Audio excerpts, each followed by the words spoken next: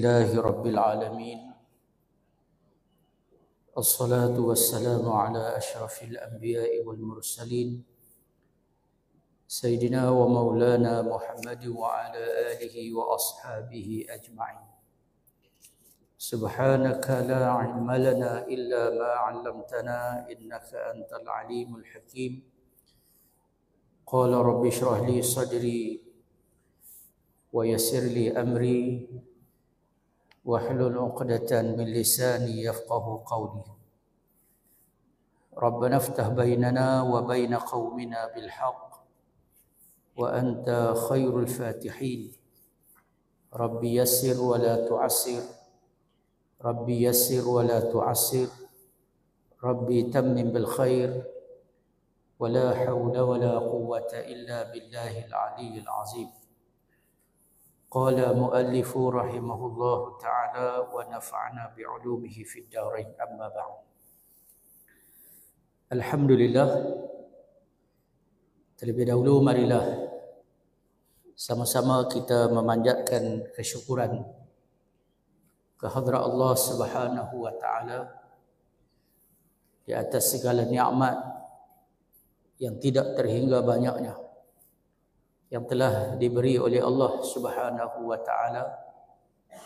Mudah-mudahan dengan segala nikmat-nikmat tersebut sama-samalah dapat kita berusaha untuk meningkatkan ketakwaan kita kepada Allah Subhanahu wa taala. Kerana sifat takwa itu adalah merupakan suatu sifat mahmudah, iaitu sifat yang terpuji, yang mana apabila seseorang itu memiliki sifat takwa, maka ialah yang paling tinggi martabat dan darjatnya di sisi Allah Subhanahu wa taala. Sebagaimana yang telah difirmankan oleh Allah Subhanahu wa taala, inna akramakum indallahi atqakum. Sesungguhnya orang yang paling mulia di kalangan kamu di sisiku, kata Allah, iaitulah orang-orang yang bertakwa kepada Allah Subhanahu wa taala.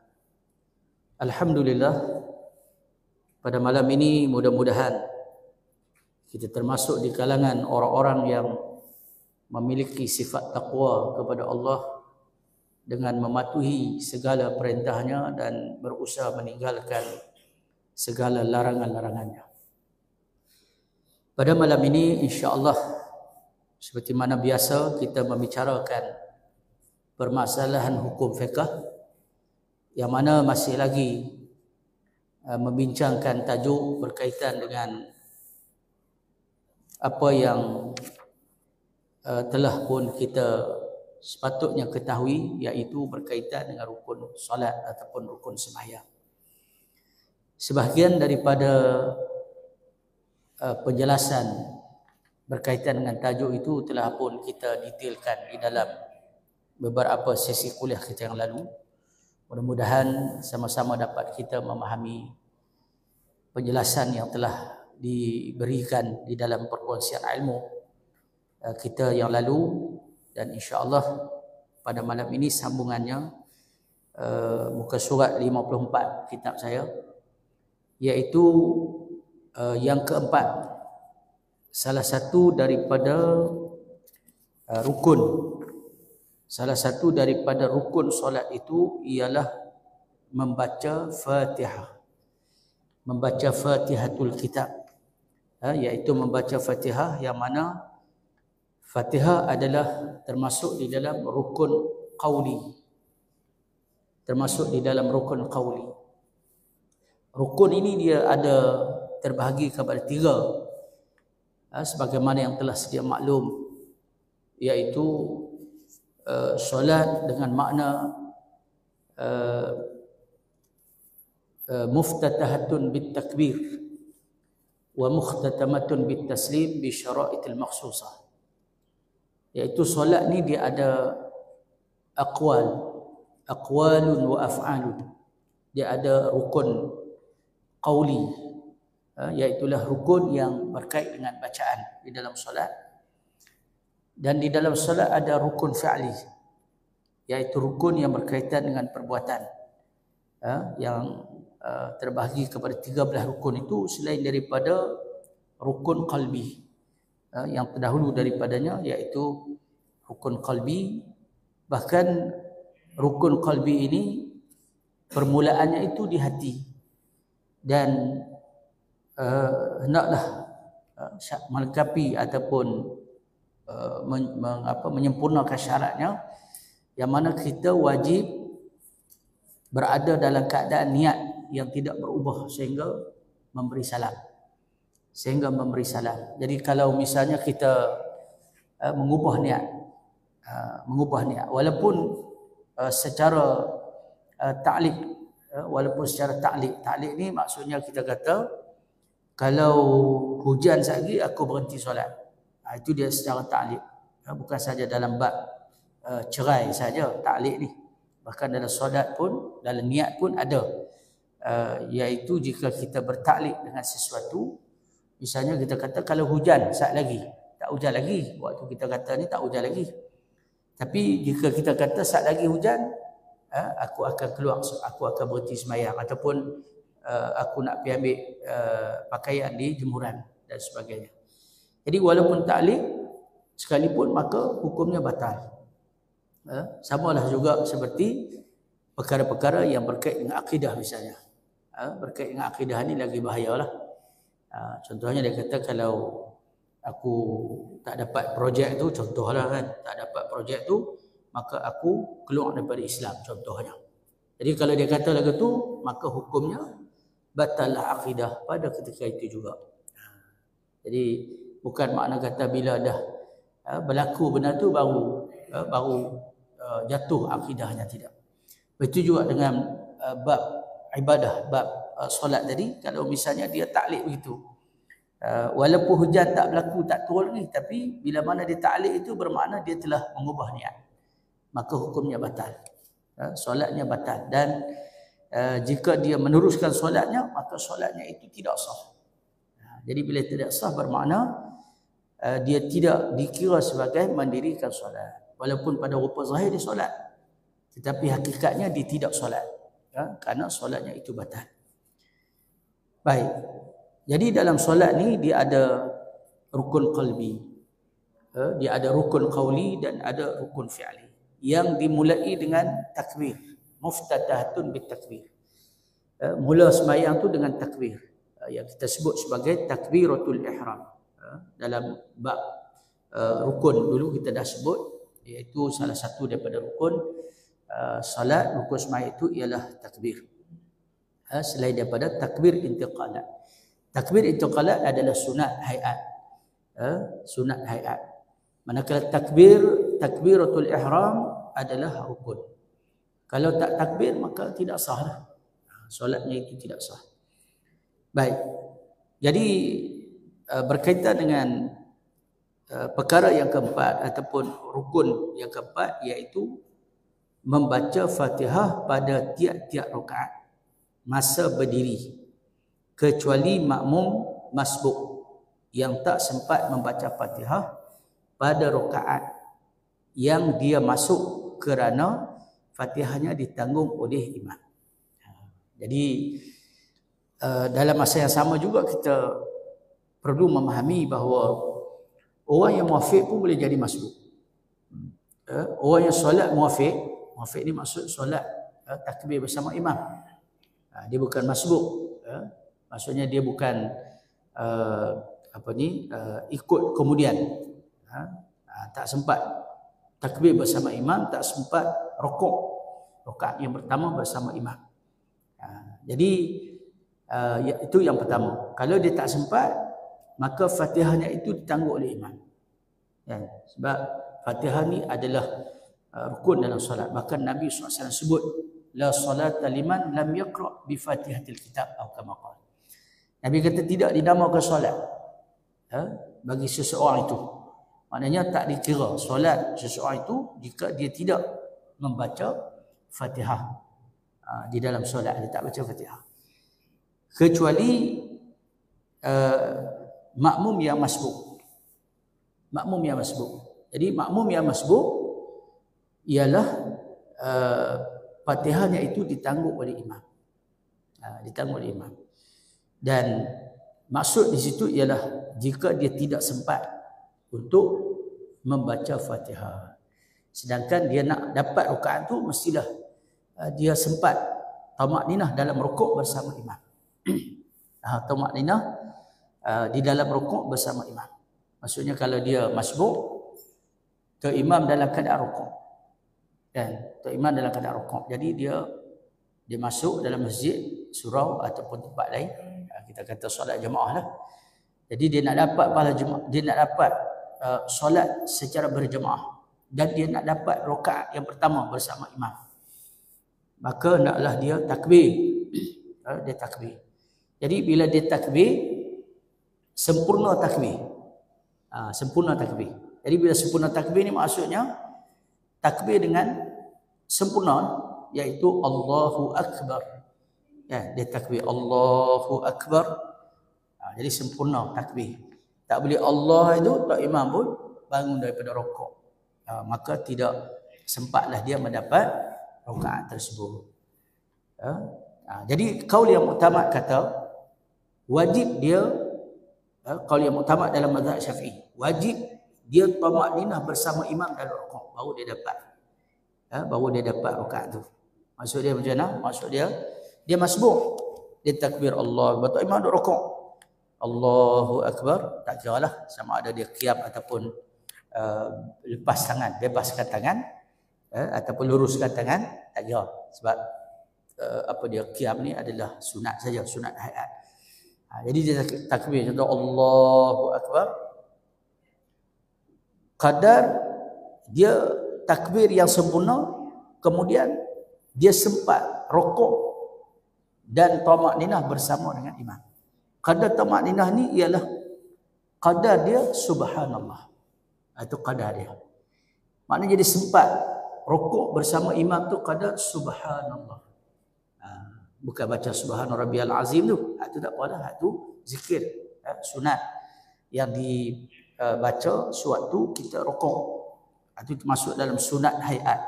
Jadi sunat hayat ni kalau kita tinggal tidak membatalkan solat, bahkan tidak disunatkan kita sujud sahwi. Jadi yang sunat sujud sahwi ni ialah sunat ab'ad. Kalau kita tinggal sunat ab'ad dengan tidak sengaja, tinggal dengan tidak sengaja, terlupalah maknanya, maka disunatkan kita sujud sahwi. Tetapi jika kita tinggal dengan sengaja, tidak disunatkan. Ini selalu saya sebut dah. Saya sebut dalam kuliah saya, kalau sengaja kita tinggal, makna bukan lupa, sengaja kita tinggal.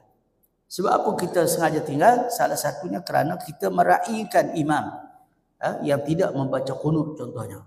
Bila kita pergi Mekah, kebanyakan imam bermazhab Maliki.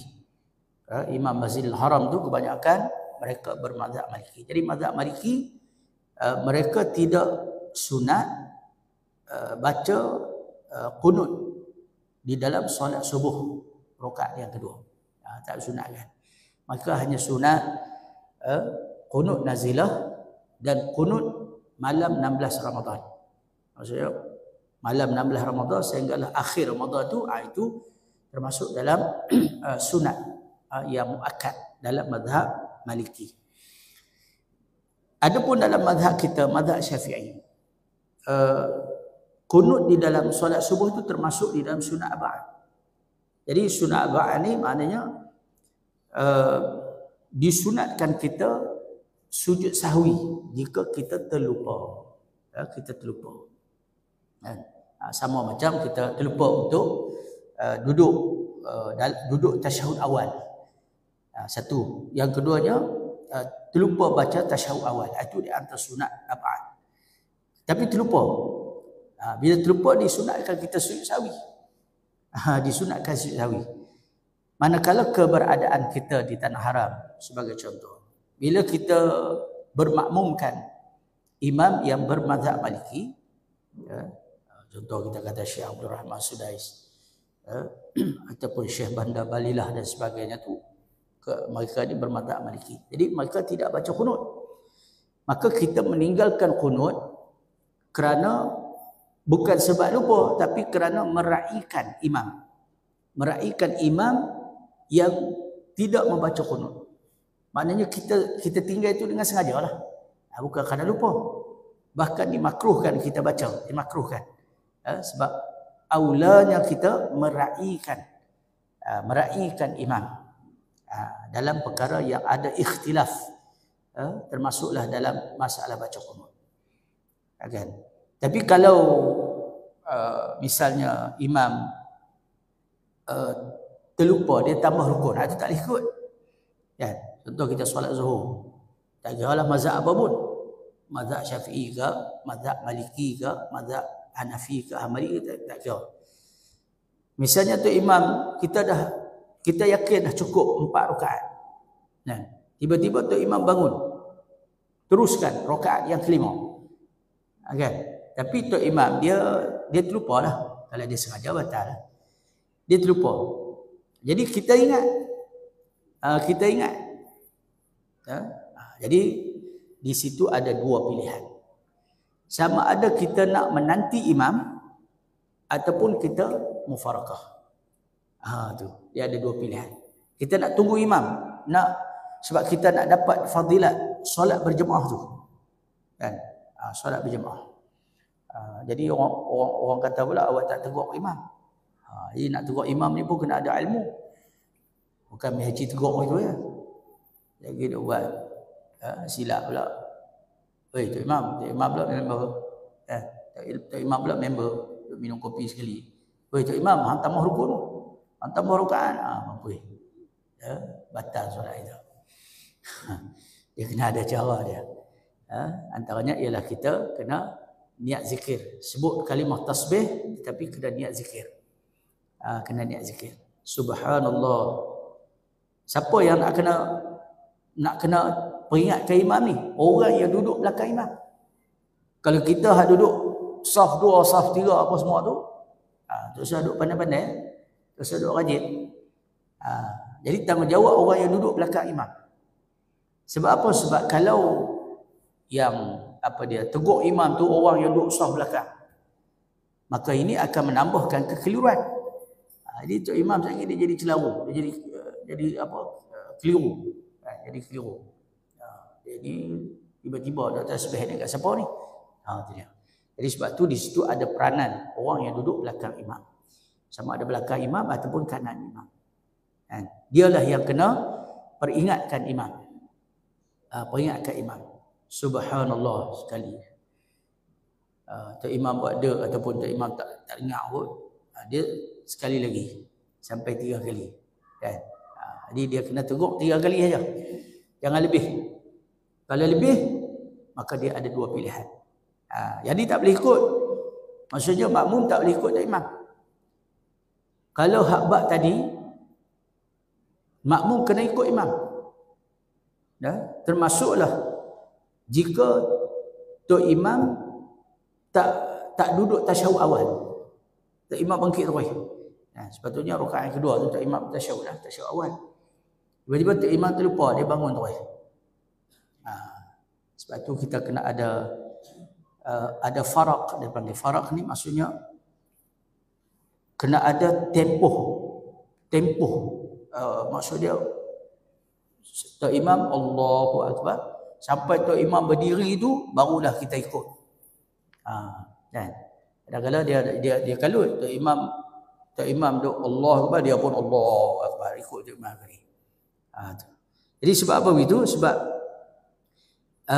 di situ ada sebab dia. Salah satu sebab dia ialah kerana tok imam dia masih ada peluang sebelum dia duduk, dia berdiri dalam keadaan tamakninah. Faham tak? Sebelum dia berdiri dalam keadaan tamakninah, maksudnya dia berdiri betul sebelum nak baca Fatihah tu, dia berdiri betul kadar subhanallah, itu dia tak boleh duduk balik dah. Kecuali meninggalkan rukun ataupun menambahkan rukun. Faham tak? Kecuali dia menambahkan rukun ataupun meninggalkan rukun. Contohnya dia terlupa sujud yang kedua. Jadi dia bangun. Bila dia bangun, maknanya dia terlupa kata, sebenarnya dia tak sujud yang kedua. Sujud yang kedua tu rukun. maka dia kena duduk balik. Kena duduk sujud lah, maksudnya dalam keadaan sujud. Yang kedua. Kalau tidak tak sah. Solat dia tak sah ataupun rakaat itu dikira lara. Maknanya dia kena tambah satu rakaat lagi. Tu. Kan? Ataupun contoh tadi. Maknanya dia lebih rakaat. Bila makmum duduk belakang tok imam ni tegur, biasa tok Bilal kita kata, duduk belakang tok imam ataupun siapa sajalah, tapi orang yang tahu. Orang yang ada ilmu. Sebab tu orang nak duduk belakang tok imam ni orang yang ada ilmu. Kan? Kerana apa? Kerana jika berlaku segala kemungkinan kepada imam. Contoh imam batal ke. Jadi dia orang yang duduk belakang imam tu lah. Dia akan memainkan peranan untuk ganti imam. Ya? Jangan dia pun duk buat penilalat pula. Tok imam batal ke. Batal wuduk, tok imam keluar, dia tak tahu nak buat macam mana. Tak tahu nak buat macam mana. Silap-silap dia duk abang. Kawan nak reti sikit, duk jauh. Dia tahu mat hang naik ganti tok imam. Lagi hawa. Jadi tuan-tuan, sebab itulah yang penting dia kena ada ilmu. Bukan saja dalam bab solat, bahkan bab-bab lain lah, terutama sekali bab solat ni kena ada ilmu. Sebab apa? Sebab ibadat orang yang jahil tidak diterima oleh Allah. Mardudah, la tuqbal. Ibadat tu tak diterima oleh Allah. Makna sia-sia solat. Semayang dia ataupun ibadat dia jadi sia-sia. Baik. Jadi contoh yang kita sebut tadi. Makna dia ada dua pilihan. Sama ada dia kalau imam tu terlupa baca duduk lupa baca tasyahud ataupun duduk tasyahud, jadi dia kena ikut imam. Maksudnya dia kena bangun juga. Tapi selepas ada pemisahan tadi, maknanya tu imam dah bangun sebelum tamakninah tok imam boleh duduk balik. Boleh duduk. Tapi kalau dah tok imam berdiri tu kadar subhanallah dah. Kan? Allahu akbar. Kadar dia subhanallah. Dia tak baca Fatihah lagi. Tapi kadar itu. Kadar dia subhanallah, dia dah qiyam dengan kadar subhanallah, dia tak boleh duduk balik. Sebab apa tak boleh duduk balik? Sebab tasyahud awal itu adalah sunat abad saja. Sunat, bukan rukun. Jadi kalau dia dah duduk berdiri ataupun qiyam secara tamakninah, qiyam dalam keadaan dah tamakninah, qadar subhanallah dah, tiba-tiba dia teringat kata dia tak baca tasyahud awal, dia tak duduk tasyahud awal, dia duduk balik, batal. Solat dia batal. Tu. Berbeza dengan menambah rukun. Tambah rukun dia wajib duduk balik. Contohnya ni cerita imam dulu. Maksudnya tu imam dia terlupa. Dia solat zuhur lah contoh. Solat zuhur 4 rakaat.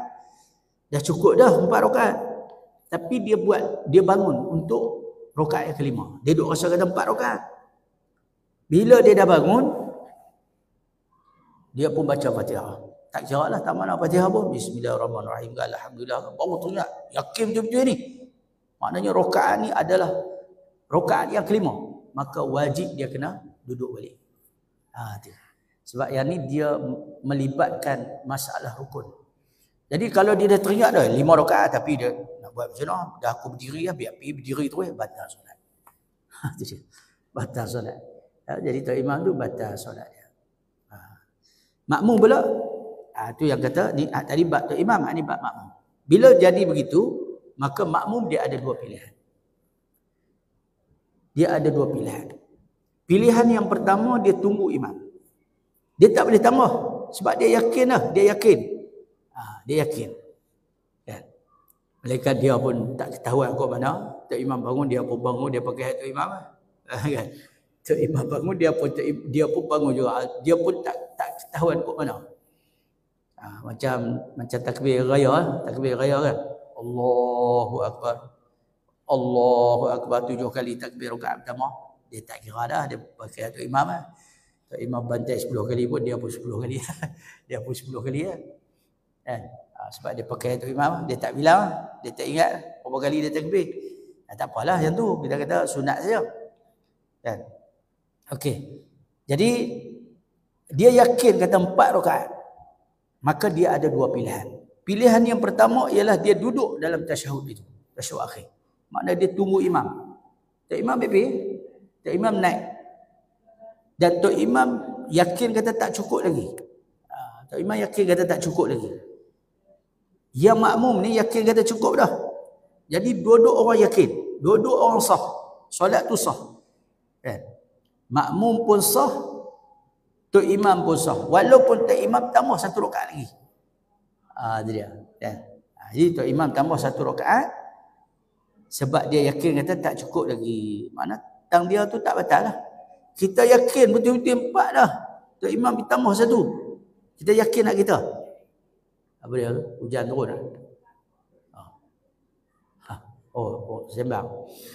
Okey. Jadi Tok imam, makmum yakin kata 4 rakaat. Ya.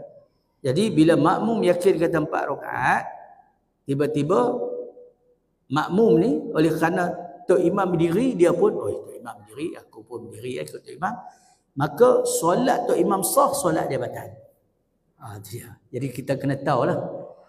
Kita kena tahu benda apa yang kita boleh ikut Tok imam, benda apa yang kita tak boleh ikut Tok imam. Walaupun dia Tok imam. Kan? Walaupun dia Tok imam. Ada benda yang kita boleh ikut, ada benda yang kita tak boleh ikut. Faham tak? Macam tu.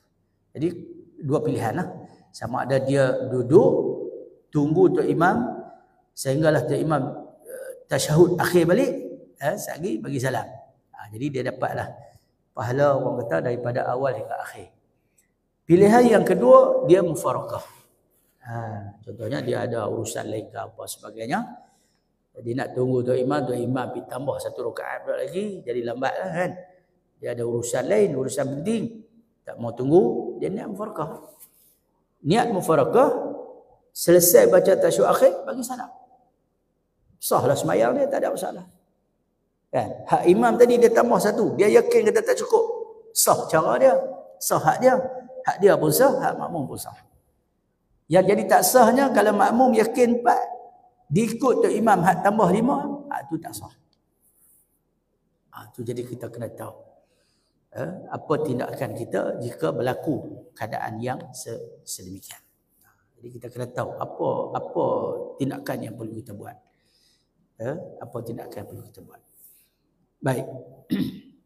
Jadi rukun yang keempat iaitu membaca Fatihah pada tiap-tiap rakaat. Tiap-tiap rakaat kena baca Fatihah. Cuma beza dia ialah kalau kita makmum, waktu imam baca surah baru kita baca Fatihah. Kecuali sekiranya orang ni dia Fatihah dia lambat. Fatihah dia lambat. Dia ni jenis wah-wah campur pula wah-wah ni. Kan duk bismillah tu pun 7 kali ya. Bismillah lagi bismillahirrahmanirrahim. Alhamdulillah sekali bismillahirrahmanirrahim. Duk wah-wah itu.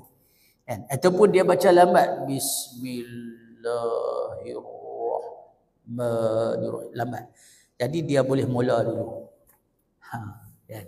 Tidak makruh, tidak dihukumkan makruh dia baca Fatihah awal sebelum daripada Tok imam baca surah, maksudnya sebelum amin. Sebelum amin. Dan apabila dia baca Fatihah, kemudian Tok imam baca Fatihah dah. Contoh Tok imam baca dekat ihdinas siratal mustaqim, dia pun mula dah baca bismillahirrahmanirrahim, baca Fatihah siap. Sebenarnya sunat bila imam baca surah. Kan? Bila selesai baca Fatihah amin, baru disunatkan makmum baca Fatihah. Baik. Jadi jika dia ni orang yang ada masalah lah, kita kata sama ada dia gagap ke lambat ke was-was ke, jadi boleh dia baca, tidak dihukumkan makruh. Tidak dihukumkan makruh. Baik, bila Tok imam baca dekat ihdinas siratal mustaqim siratal ladzina an'amta alaihim ghairil maghdubi alaihim waladdallin amin. Jadi masa amin tu maka dia jangan sebut amin. Tak boleh. Karena Fatihah ni tidak boleh diputuskan dengan kalimah yang lain. Sebab amin itu makna istajibillahumma du'aana. Jadi hanya boleh dia sebut dalam hati saja. Maksudnya bila imam dan makmum yang ramai sebut amin, jadi dia berhenti kat situ Ustaz.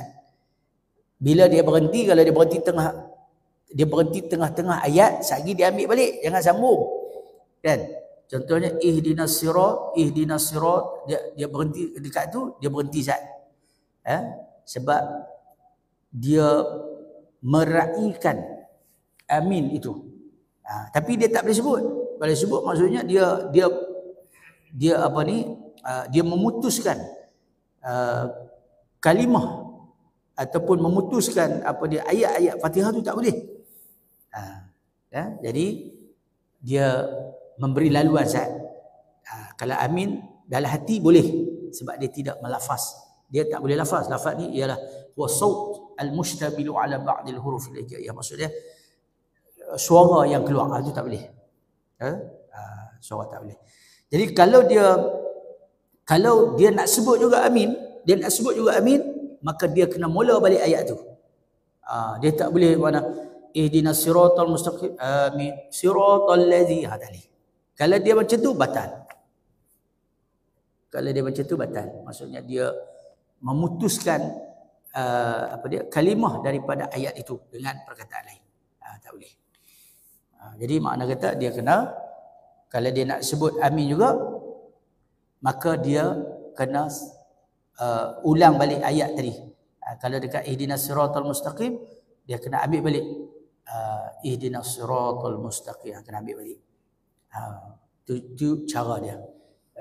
Tu cara dia. Jadi kena tahu tu.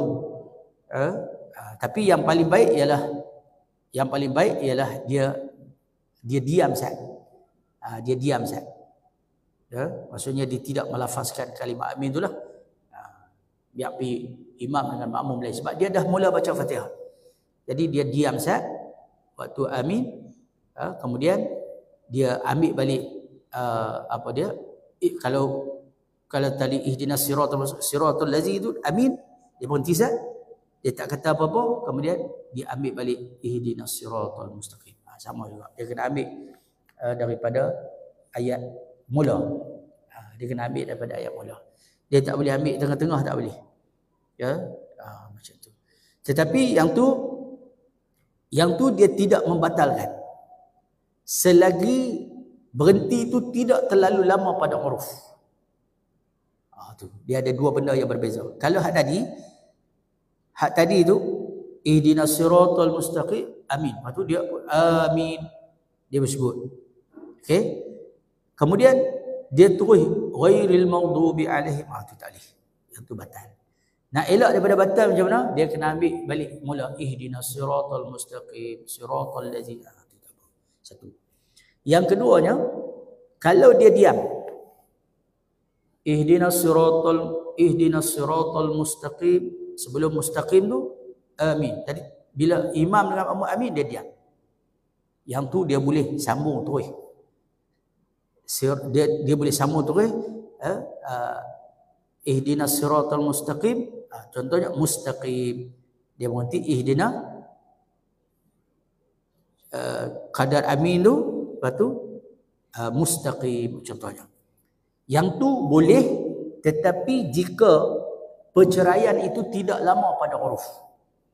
Kalau lama pada huruf tak boleh. Tapi kalau kadar amin biasa saja, amin, dia sengak itu. Dia tak sebut kalimah amin. Dia sengak saja. Kemudian dia sambung kalimah huruf yang selepas dia. Sengak tu kadar yang sedikit pada huruf. Boleh. Kan? Boleh. Tapi afdalnya ialah dia ambil baliklah. Ini dari segi hukum. Afdalnya dia ambil balik, maksudnya jangan dekat mustaqim. Dia bukan sambung itu. Sebaliknya dia ambil balik ihdinas siratal mustaqim. Itu lebih afdal. Tetapi dalam bab ni tak batal. Berbeza dengan tadi. Kalau tadi dia sambung, hukum dia batal. Tu. Jadi sebab itu yang paling baik ialah kita baca Fatihah selepas selesai Fatihah imam. Itu yang paling baik. Kan? Yang paling baik.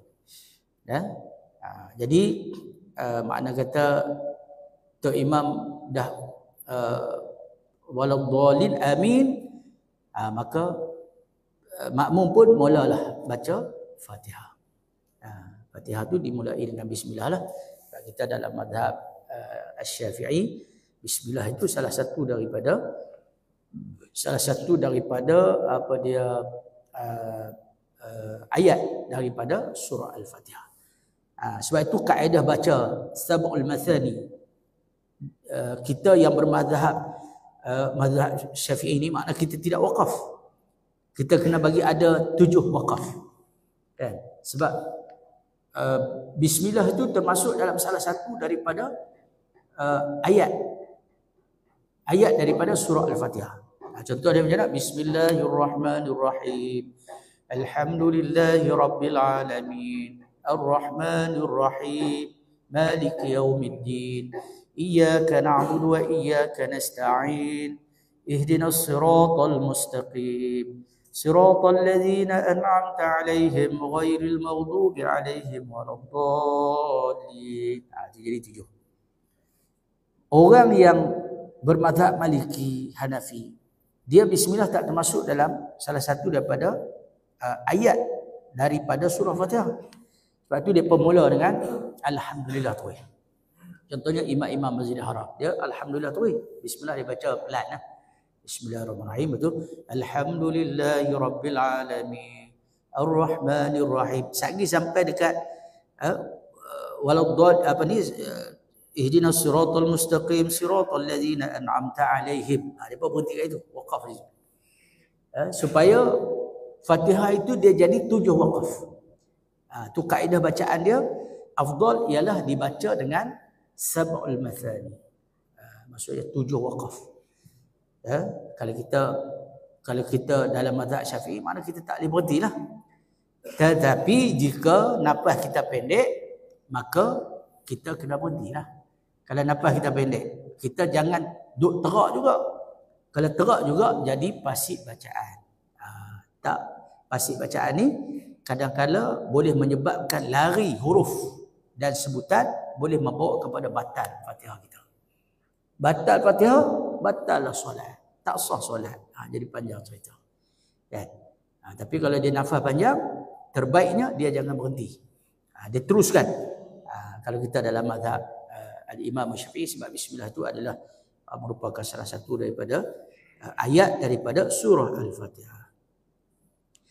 Baik, jadi tuan-tuan, itu yang keempat, yang mana Bismillahirrahmanirrahim satu ayat daripada Fatihah. Tidak sempurna Fatihah dengan tiada Bismillahirrahmanirrahim di sisi mazhab Al-Imam Syafi'i. Ini disebut. Jadi makna tak sempurna tu makna tak sah. Kan? Bacaan Fatihah dia tu tak sempurna, tak sah jika tidak didahulukan dengan membaca bismillah, kerana di dalam mazhab kita, mazhab Al-Imam Syafi'i, iaitu bismillah salah satu daripada ayat daripada surah Al-Fatihah. Baik, wajib dipelihara dan dijaga segala huruf Fatihah itu dan segala tasydidnya, semuanya hendaklah dibaca dengan betul.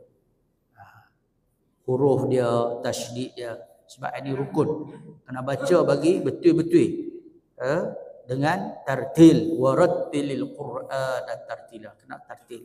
Tartil ni bukan saja tajwid saja, bahkan sebutan makhraj, lahjah al-arabiyah, lahjah Arab.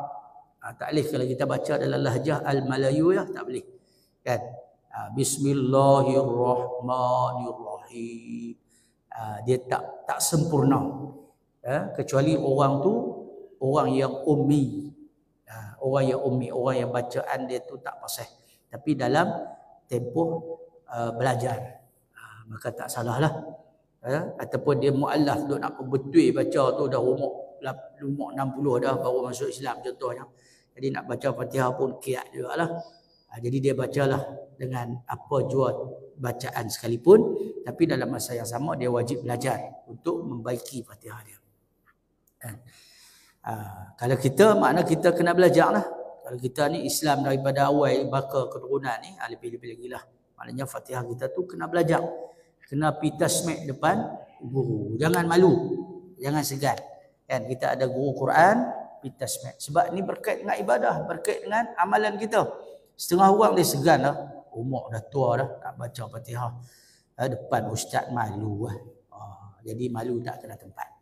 Sedangkan kita nak buat ibadat, ibadat ni maksud dia memperhambakan diri kita kepada Allah.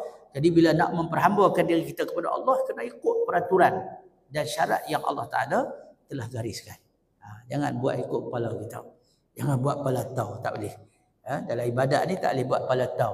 Kita kena ikut apa yang telah digariskan kepada kita. Sebab itu Nabi SAW sebut, sallu kama ra'aitumuni usalli. Semayanglah kamu sebagaimana kamu lihat aku semayang, kata Nabi. Makna kita kena semayang macam mana Nabi semayang. Kan? Macam mana kita nak semayang macam Nabi semayang sedangkan kita tak pernah tengok Nabi. Tu kena belajar, kena berguru. Guru kita tu dia ada sanad dia dengan guru dia. Daripada guru dia kepada guru dia sampailah tabi'in, sampai sahabat. Sahabat ni biasa tengok Nabi solat. Tu.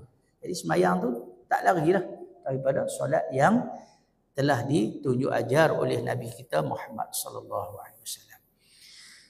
Jadi tuan-tuan dan puan-puan yang dirahmati Allah sekalian, saya ingat setakat tu dulu untuk malam ni. Dan saya bagi ruang lah kalau ada apa-apa soalan nak tanya, mungkin 1-2 soalan untuk perbincangan kuliah kita malam ni, dipersilakan insyaAllah. Sekadar yang mampu saya jawab, saya akan cuba jawab soalan tuan-tuan lah. Jadi kalau ada dipersilakan. Assalamualaikum. Ya.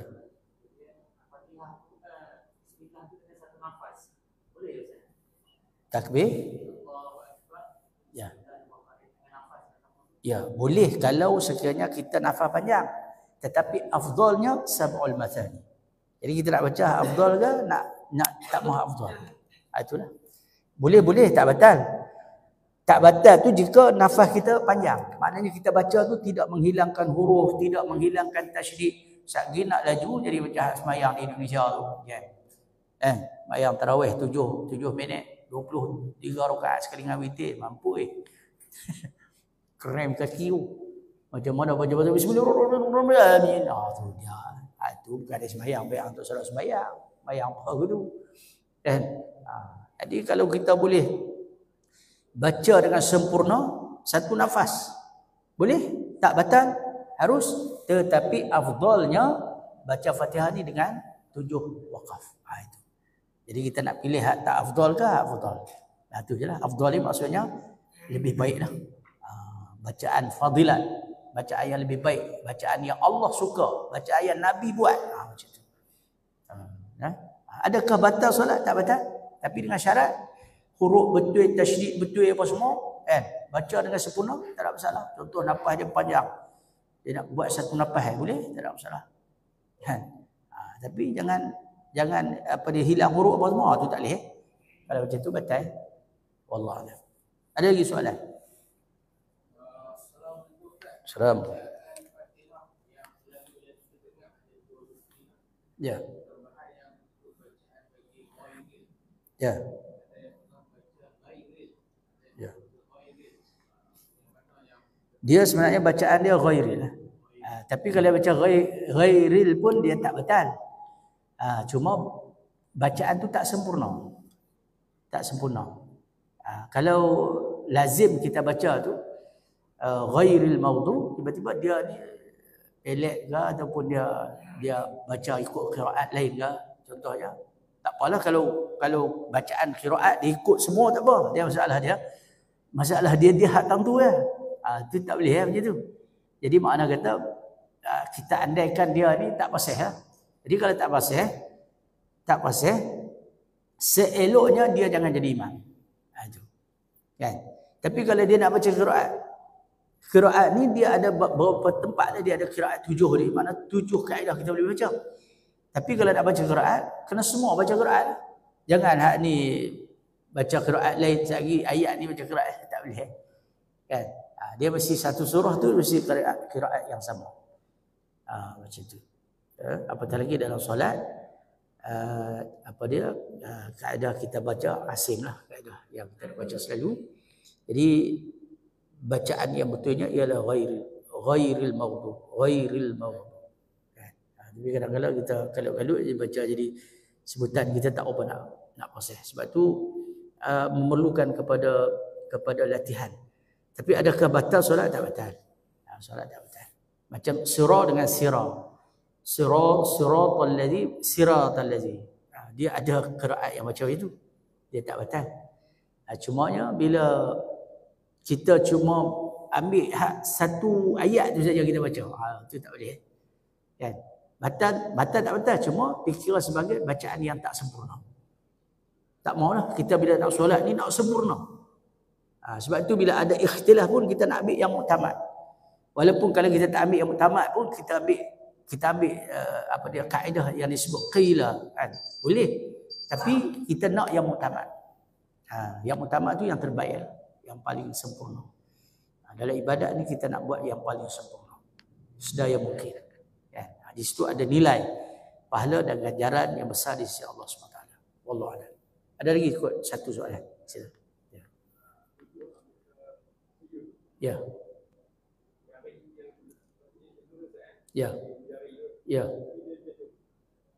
Dia kalau dia uzur tak apalah.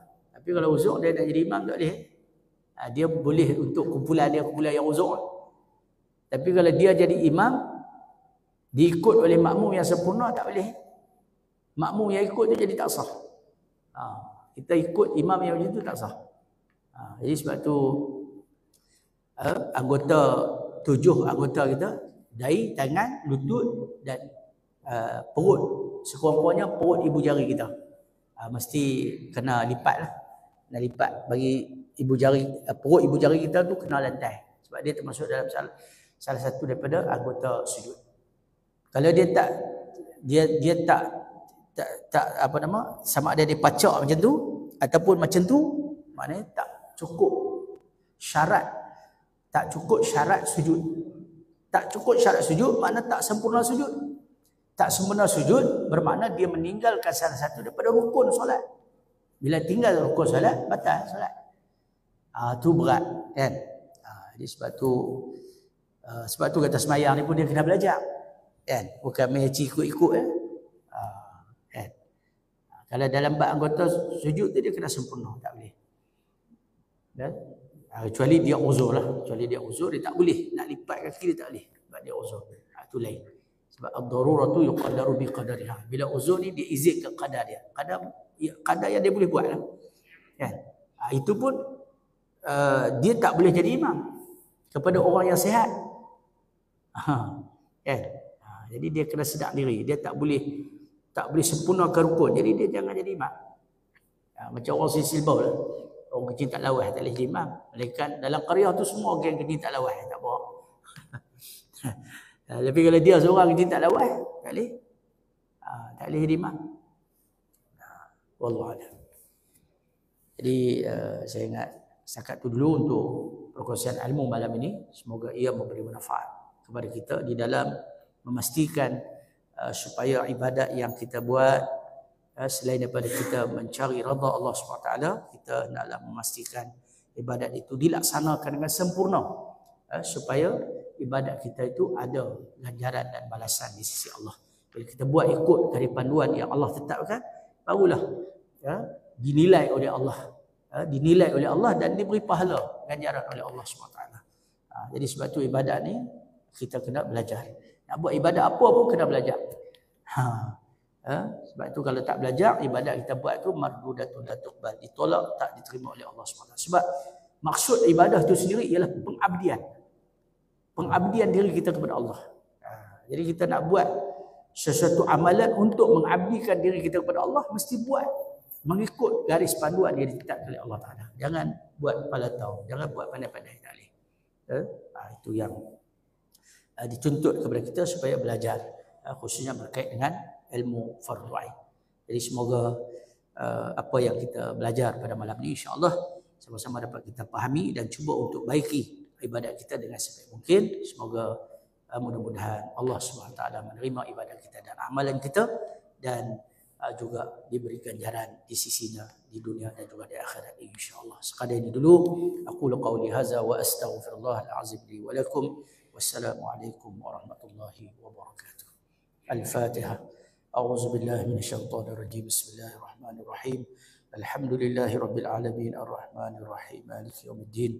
Iyyaka na'budu wa iyyaka nasta'in ihdinas siratal mustaqim siratal ladzina an'amta 'alaihim ghairil maghdubi 'alaihim waladdallin. Amin.